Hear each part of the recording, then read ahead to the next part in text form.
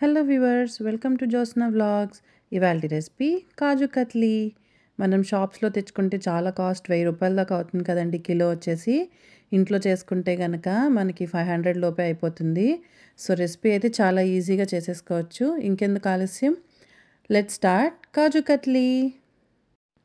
ముందుగా కాజు కత్లీకి 1 కప్పు జీడిపప్పు తీసుకొని మెత్తగా పౌడర్ చేసుకోవాలి. ఆయిల్ రిలీజ్ అవ్వకుండా స్లోగా ఆపి వేసుకుంటూ ఉంటే ఇలా మెత్తగా ఫైన్ పౌడర్ అవుతుంది. ఇప్పుడు ప్యాన్లో 1/2 కప్ షుగర్ వేసుకొని, 1/4 కప్పు వాటర్ వేసుకొని తీగ పాకం వచ్చేదాకా పాకం పట్టుకోవాలి.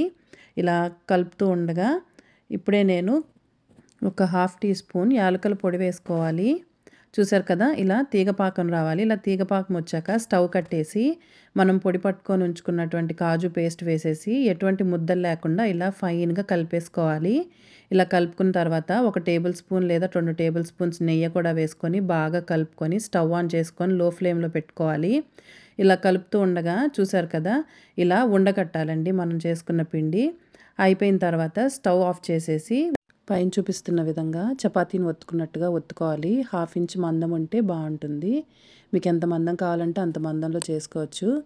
ఇలాగా కట్ చేసేసుకోవాలి. ఏ షేప్ కావాలంటే ఆ షేప్లో కట్ చేసుకోవచ్చండి. అంతే, మన కాజు కత్లీ రెడీ. చూసారు కదా ఎంత పర్ఫెక్ట్గా వచ్చాయో. నేను బ్రౌన్ షుగర్ యూస్ చేశాను కాబట్టి ఈ కలర్లో ఉందండి. మీరు వైట్ షుగర్ వాడితే పర్ఫెక్ట్గా మీకు స్వీట్ షాప్ లాగా వచ్చేస్తుంది. నచ్చిందా మీకు వీడియో? అయితే మీరు కూడా తప్పకుండా ట్రై చేయండి.